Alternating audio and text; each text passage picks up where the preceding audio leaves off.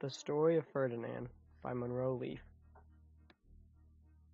Once upon a time in Spain, there was a little bull and his name was Ferdinand.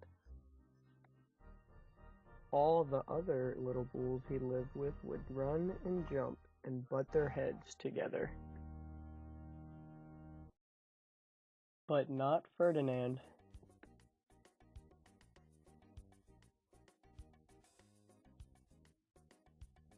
He liked to sit just quietly and smell the flowers. He had a favorite spot out in the pasture under a cork tree. It was his favorite tree, and he would sit in its shade all day and smell the flowers. Sometimes his mother, who was a cow, would worry about him. She was afraid he would be lonesome all by himself. "Why don't you run and play with the other little bulls and skip and butt your head?" she would say. But Ferdinand would shake his head. "I like it better here, where I can sit just quietly and smell the flowers." His mother saw that he was not lonesome, and because she was an understanding mother, even though she was a cow, she let him just sit there and be happy. As the years went by, Ferdinand grew and grew until he was very big and strong. All the other bulls who had grown up with him in the same pasture would fight each other all day. They would bite each other and stick each other with their horns. What they wanted most of all was to be picked to fight at the bullfights in Madrid. But not Ferdinand. He still liked to just sit quietly under the cork tree and smell the flowers.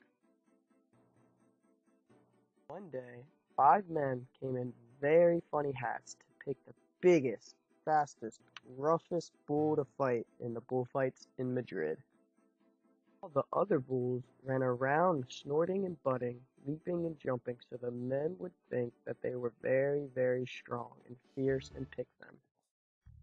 Ferdinand knew that they wouldn't pick him and he didn't care, so he went out to his favorite cork tree to sit down.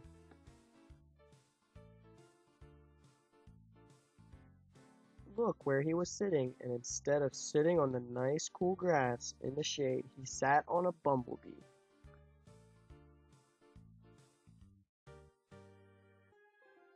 Well, if you were a bumblebee and a bull sat on you, what would you do? You would sting him, and that is just what this bee did to Ferdinand.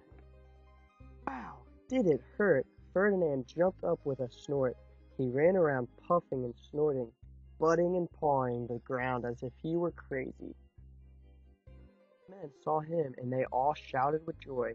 Here was the largest and fiercest bull of them all, just the one for the bullfights in Madrid. Took him away for the bullfight day in a cart.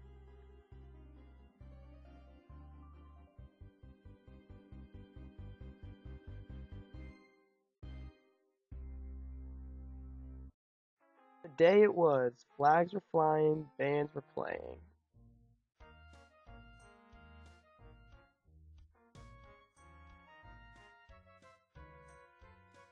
The lovely ladies had flowers in their hair.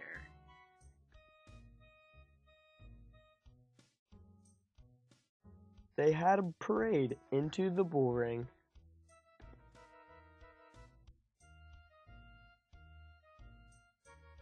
First came the banderellos with long sharp pins with ribbons on them to stick in the bull and make him mad. Next came the picadors who rode skinny horses and they had long spears to stick him in the bull and make him madder. Then came the matador, the proudest of all. He thought he was very handsome and bowed to the ladies.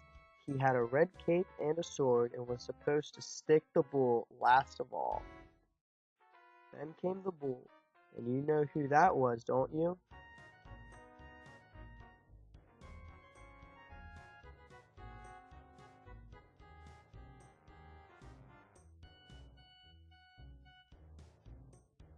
called him Ferdinand the Fierce, and the banderellas were afraid of him, and the picadors were afraid of him, and the matador was scared stiff.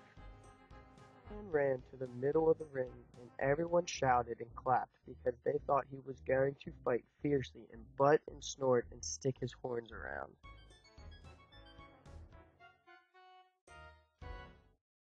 But not Ferdinand.